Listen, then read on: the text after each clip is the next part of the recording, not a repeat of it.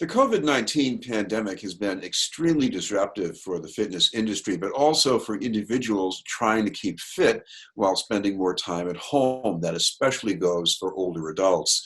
One effort to help them is a new book and some outreach work by a fitness trainer and educator who grew up in Dorchester. We'd like to welcome the founder of Fitness Foundry, Julio Salado. Thank you very much for being with us, Julio. Thank you very much for having me. It's a pleasure. Julio, I want to start with what's been going on since we've been living with this pandemic. I guess what you've called the collateral damage for people. What does that mean, especially people who have to spend a lot more time at home? Well, the collateral damage is the inactivity that can happen, what is happening due to the stay-at-home order. A lot of us, especially the older population, the only physical activity that they were doing was probably just doing some walking, and walking is a great physical activity. Now that was taken away. Well, we had to abide by the stay-at-home order for our health and for our protection. But when you take that away, what happens is a decompensation process. So any activity that we were doing before, any muscles that we develop, any cardio capacity that we develop, we start to lose with time. That is actually more pronounced with the older population. So that is what I call a collateral damage from this pandemic. Well, if you're not as active, that affects your muscle tissue. Now, you could be an older person. You could say, well, I'm not gaining any weight, so what's the problem? What do they have to be concerned about? Well, it's more than, you want to look at it from a holistic point of view.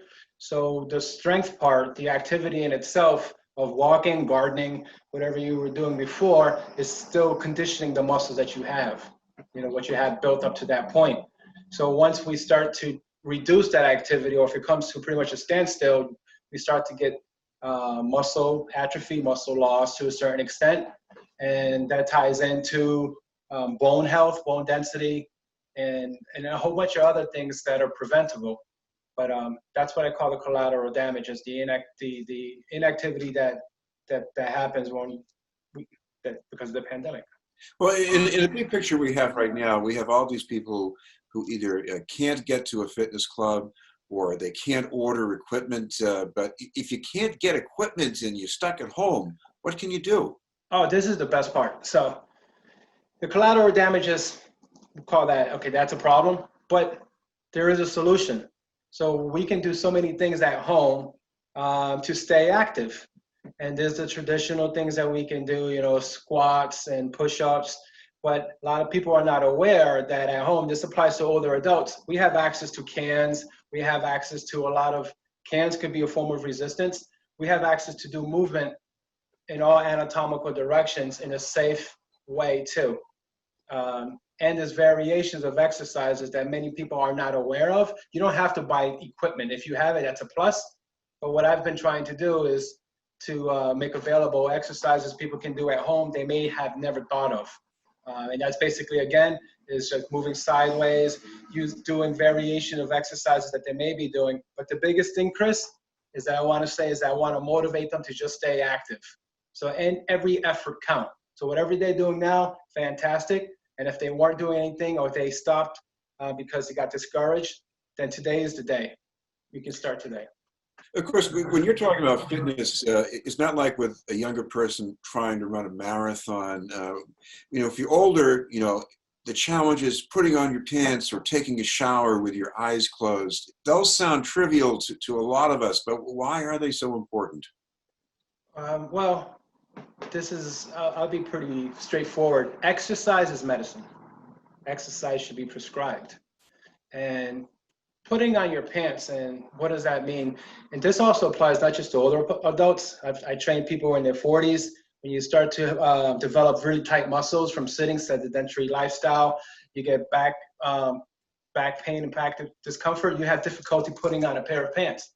So these are the small successes that people share privately with me. It's not something I'm going to share openly. Hey, did you know that I can now close my eyes and while I'm showering, or while I'm actually shampooing my hair? That's a big success. They're not going to say that to other people because they're going to be like, that doesn't happen to me.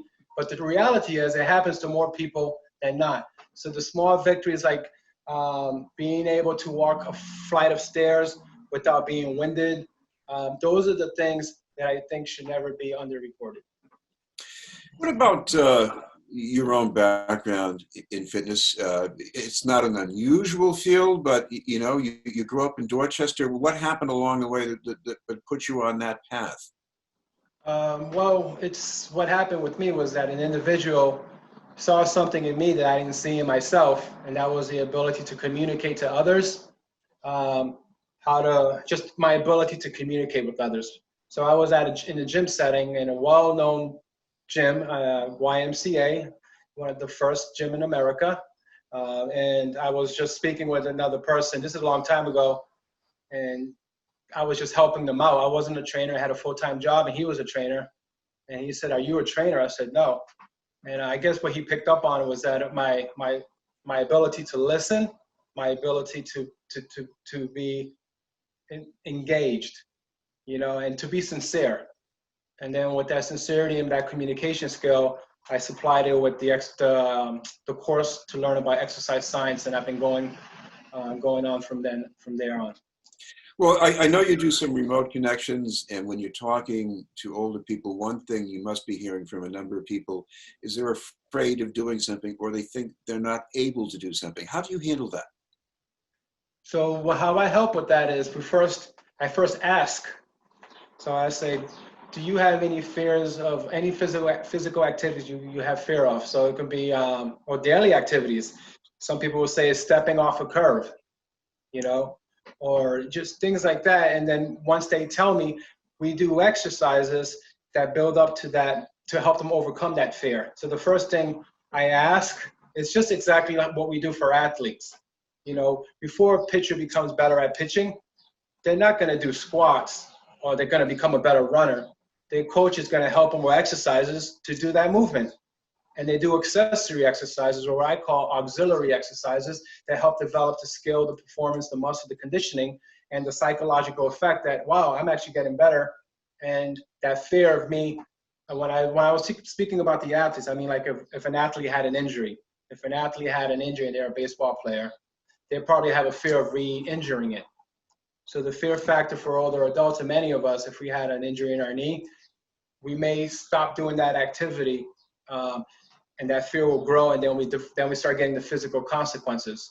The collateral damage, tying back to the pandemic, if you are doing activities to help with certain preconditions, now we're inactive, that fear is going to grow even more to return to that activity. And it's usually just like a regular daily task.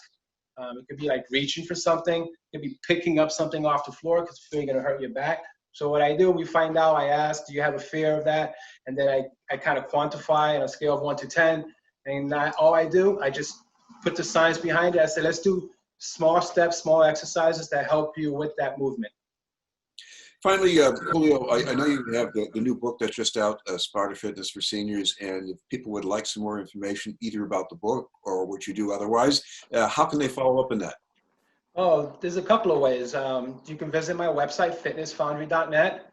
You can email me directly. I reply to every emails, and I'm always on social media, all the main ones, Twitter, YouTube, Instagram, Facebook, and it's available on Amazon too. What the main point is what I'm trying to get at is, yeah, I do have a book, but I want to make myself available to the public to be of service.